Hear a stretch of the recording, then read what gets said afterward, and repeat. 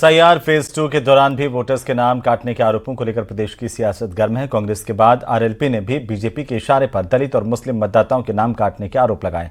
RLP के chief और सांसद हनुमान बेनीवाल ने न्यूज 18 राजस्थान से एक्सक्लूसिव बातचीत की और इस दौरान उन्होंने कहा कि जगह जगह लोग प्रदर्शन कर रहे हैं, जरूरत पड़ी तो उच्च स्तरीय जांच करवाने के साथ आंदोलन भी किया जाएगा।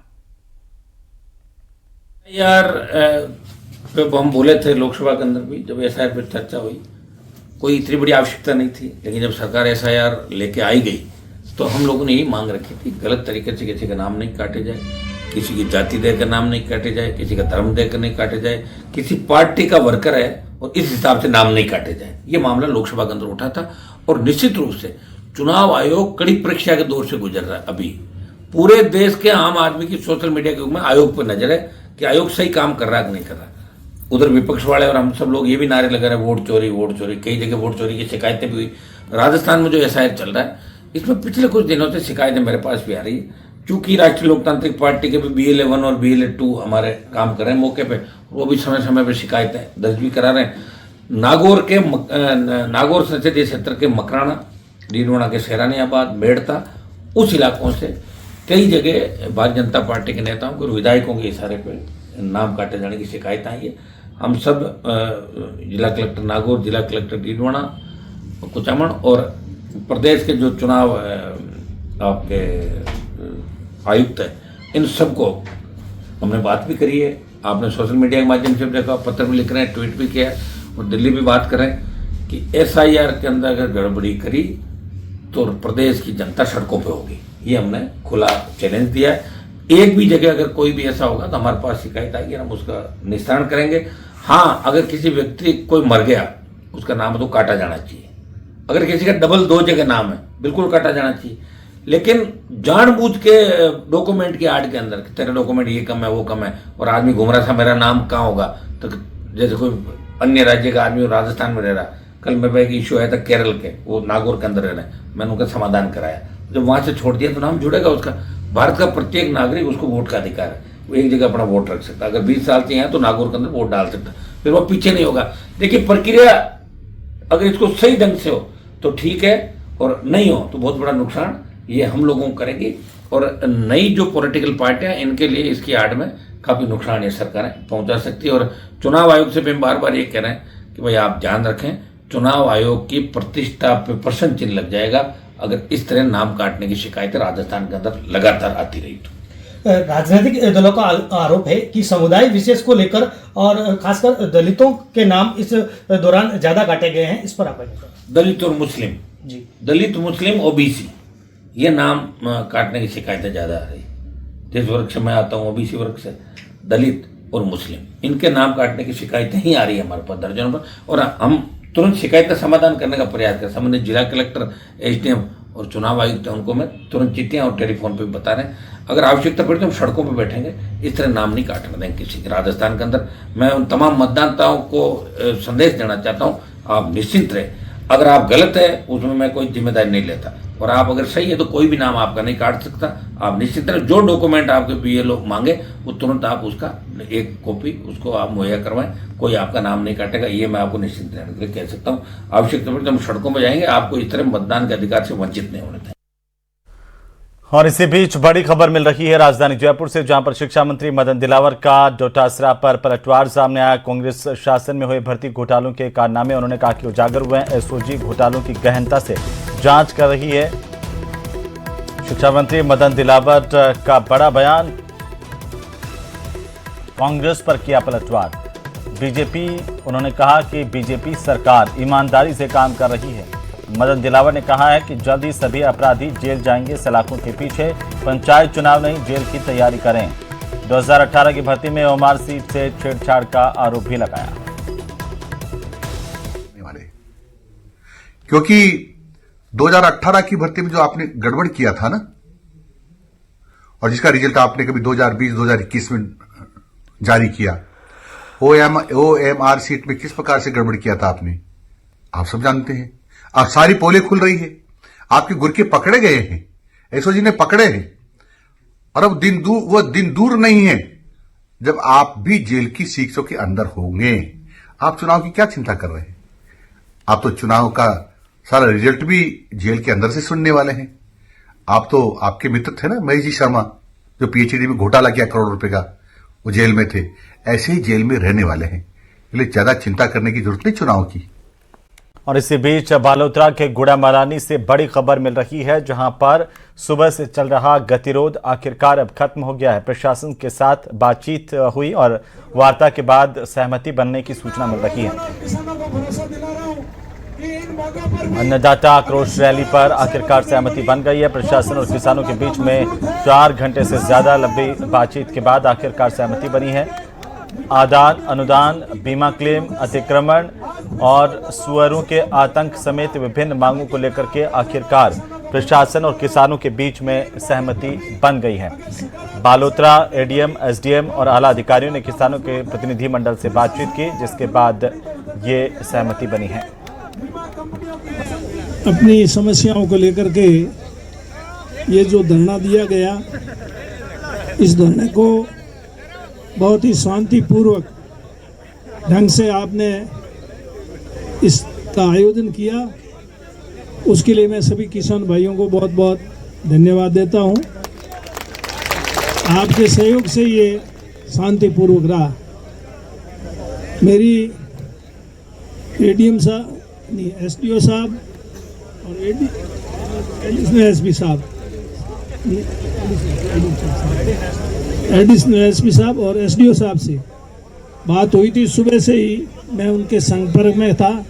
मेरे पास ताजाराम जी का फ़ोन आया था, तो ताजाराम जी पूरी तरह से मेरे संपर्क में थे और मैं भी इनके संपर्क में था। अभी आपने जो मांगें बताई, जिनका सहमति बढ़ने की बात कही, ये सारी बातें के बारे में एसडीओ साहब से मेरी बात हुई थी विस्तार से।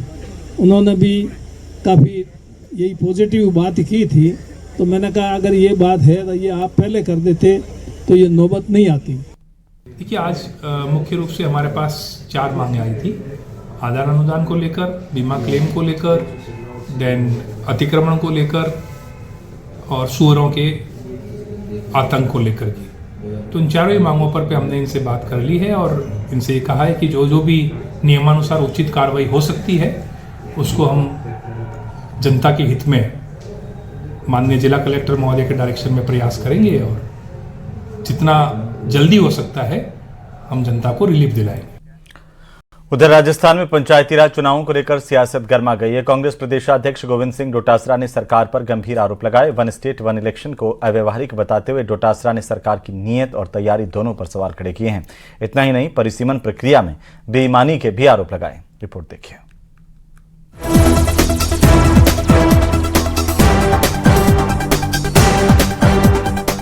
कांग्रेस प्रदेश अध्यक्ष गोविंद सिंह डोटासरा ने पंचायती राज चुनाव को लेकर सरकार पर गंभीर सवाल खड़े किए हैं। साथ ही उन्होंने वन स्टेट वन इलेक्शन के नाम पर सरकार की मंशा पर भी सवाल उठाए। डोटासरा ने कहा कि दिसंबर 2026 में 78 पंचायत समितियों का कार्यकाल पूरा होगा, जबकि सितंबर 2026 में 130 पंचायत समितियों का कार्यकाल बाकी रहेगा। पीसीसी चीफ ने वन स्टेट वन इलेक्शन को लेकर सरकार की तैयारी को अव्यवहारिक बताया। बेईमानी चल रही है, एसआईआर में बेईमानी है, पंचायत राज के परिसीमन में बेईमानी है, नगर पालिकाओं के अंदर परिसीमन में बेईमानी है। तो ये बेईमान सरकार जनता के हकों को क्यों खत्म करना चाहती है, उनके अधिकारों पे कुंडली मार के क्यों बैठी है। आज पंचायत राज में 3000 करोड़ रुपए हमारा केंद्र सरकार ने रोक लिया। डोटासरा ने ये भी कहा कि परिसीमन की प्रक्रिया में खुली बेईमानी की गई है। उन्होंने कहा कि सरकार कांग्रेस विचारधारा वाले वार्डों और पंचायतों को समेटकर बड़े साइज का बना रही है और भाजपा अपने समर्थकों के क्षेत्रों की पंचायतों और वार्डों को छोटे छोटे हिस्सों में बांट रही है। जहां पर 2 पंचायत जिला परिषद सदस्य जीत सकते हैं, वहां कम से कम 1 जीते, और जिस पंचायत समिति में 2 वार्ड मेंबर जीत सकते हैं, वहां पे दोनों को कांग्रेस के लिए जीत के 1 ही जीते, जिससे हमारी राजनीतिक रोटियां सेक लें और हम पंचायत समिति और पंचायत राज पे कब्जा करें। डोटासरा का आरोप है कि कांग्रेस प्रभाव वाले क्षेत्रों में बीजेपी अपने मतदाताओं की संख्या बढ़ाकर कांग्रेस की जीत की संभावनाएं कम कर रही है। कांग्रेस अध्यक्ष ने निष्पक्ष परिसीमन की मांग की है। वहीं इस मामले पर अब बीजेपी का पलटवार भी सामने आया है। ये भूल जाते हैं, उनको ये पता नहीं क्यों मन में डर बैठा हुआ है कि अपनी आदतें जैसी थी वैसी आदतें वो हमारे बारे में सोचते हैं। हम ऐसा नहीं करते, हम राजनीतिक हस्तक्षेप नहीं करते। चुनाव एक निष्पक्ष संस्था होती है, वही कराएगी, वो एक स्वतंत्र संस्था है। आयुक्त की घोषणा हो जाती है, नाम भेजे जाते हैं, उनमें से एक को नियुक्त होता है, उसके बाद में वही निर्णय करते हैं, उनकी एक टीम निर्णय करती है। टाच चोर कोतवाल को डांटे, आपको पता है डोटासरा जी, ये भारतीय जनता पार्टी की सरकार के मुख्यमंत्री श्रीमान भजनलाल जी शर्मा, इनके नेतृत्व में हमेशा सही काम होता है। पर आपको बताऊं, आप अब जेल के बाहर नहीं रहने वाले, क्योंकि 2018 की भर्ती में जो आपने गड़बड़ किया था ना, और जिसका रिजल्ट आपने कभी 2020-2021 में जारी किया, OMR सीट में किस प्रकार से गड़बड़ किया था आपने, आप सब जानते हैं। अब सारी पोलें खुल रही है, आपके गुरके पकड़े गए हैं, एसओजी ने पकड़े हैं, और अब वो दिन दूर नहीं है जब आप भी जेल की सीखों के अंदर होंगे। फिलहाल प्रदेश की सियासत में पंचायत चुनाव और वन नेशन वन इलेक्शन के मुद्दे पर सियासी जंग छिड़ गई है, जिसमें सत्ता पक्ष और विपक्ष वार पलटवार में जुटा है। Bureau report, news 18 Rajasthan. उधर राजस्थान में SIR को लेकर जारी सियासी घमासान थमने का नाम नहीं ले रहा और विपक्ष इस मुद्दे पर लगातार हमलावर नजर आ रहा है। आरोप यह है कि प्रदेश के करीब 30% विधानसभा इलाकों में 20,000 तक आवेदन दबा कर रखे गए हैं, जबकि सत्ता पक्ष का कहना है कि कांग्रेस के नेता बौखलाहट में बयानबाजी कर रहे हैं। रिपोर्ट देखिए।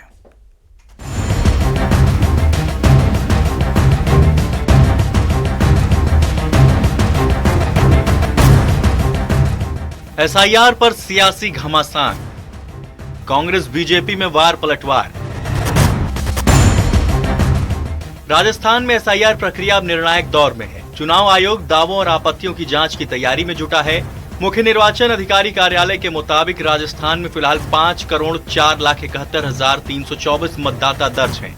पहले ड्राफ्ट में ही 41,85,819 मतदाताओं के नाम हटाए जा चुके हैं, जो कुल मतदाता संख्या का 7.66% है। ड्राफ्ट सूची पर राजनीतिक दलों की ओर से कुल 2,429 दावे और आपत्तियां दर्ज की गईं। इनमें 503 नाम जोड़ने और 21,983 नाम हटाने से जुड़े आवेदन शामिल हैं। कांग्रेस प्रदेश अध्यक्ष गोविंद सिंह डोटासरा ने SIR अभियान पर सवाल उठाते हुए कहा कि कांग्रेस लगातार फाइनल आंकड़े की मांग कर रही है, लेकिन अब तक उसे सार्वजनिक नहीं किया गया। 30% जगह 18,000, 15,000, 12,000, 25,000, 22,000 फार्म ले लिए और ऑफलाइन पड़े। अब हमारे जो जिला कांग्रेस कमेटी के अध्यक्ष, ब्लॉक कांग्रेस कमेटी के अध्यक्ष हमारे BLA 1 जाकर के जब पूछ रहे हैं तो वो कह रहे हैं साहब सूची बना रहे हैं, बताएंगे। मैं मांग करता हूं सभी अधिकारियों से कि आपको 19 तारीख आखिरी थी, तो आज 7 दिन के लिए उन लोगों का कि किनकी आपत्ति 7 नंबर की और 6 नंबर की आई है, उनका प्रकाशन आपको नोटिस बोर्ड पे करना पड़ेगा 7 दिन की। नाम काटने वाला जो फॉर्म दे रहा है वो हाँ नहीं कर रहा है, अधिकारी हाँ नहीं कर रहे, फॉर्म कहां से आए हैं, तो ये बहुत बड़ा जो है फर्जीवाड़ा इसके अंदर कर रहे हैं। ये क्राइम है, इसको लेकर हम कोर्ट के अंदर भी जाएंगे और मुकदमे भी दर्ज कराएंगे जो गैर कानूनी तरीके से लोगों के नाम काटने के लोग काम कर रहे हैं। वहीं विपक्ष के आरोपों पर बीजेपी का पलटवार भी सामने आया है।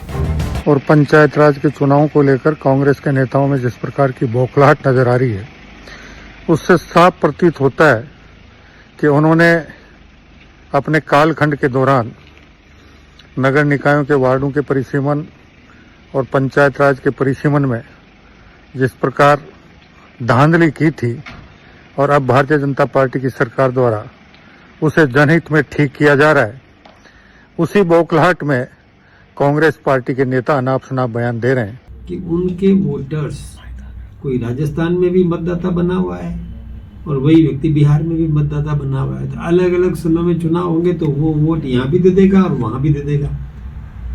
अब हम जब कह रहे हैं कि वन नेशन वन इलेक्शन, तो इसका मतलब है कि एक बार में चुनावी प्रक्रिया पूरी हो जाए, उसके बाद 4 साल तक सारी शक्तियां, राजनेता भी और अधिकारी भी मिलकर के विकास का काम करें। इधर निर्वाचन आयोग का कहना है कि सिर्फ शिकायत के आधार पर किसी मतदाता का नाम नहीं हटेगा। हर मामले में नोटिस और सुनवाई अनिवार्य होगी। ERO और संबंधित कमेटी जांच के बाद अंतिम फैसला करेगी। जब फाइनल ड्राफ्ट जारी होगा तब ही स्थिति स्पष्ट होगी कि राजस्थान में एसआईआर की प्रक्रिया के बाद में जो मतदाताओं की लिस्ट का शुद्धिकरण किया जा रहा है वो कितना हुआ है और कौन से लोग हटाए गए हैं और कौन से लोग जोड़े गए हैं। कैमरा पर्सन मान सिंह के साथ में अरबाज अहमद, न्यूज़ 18 के लिए जयपुर से।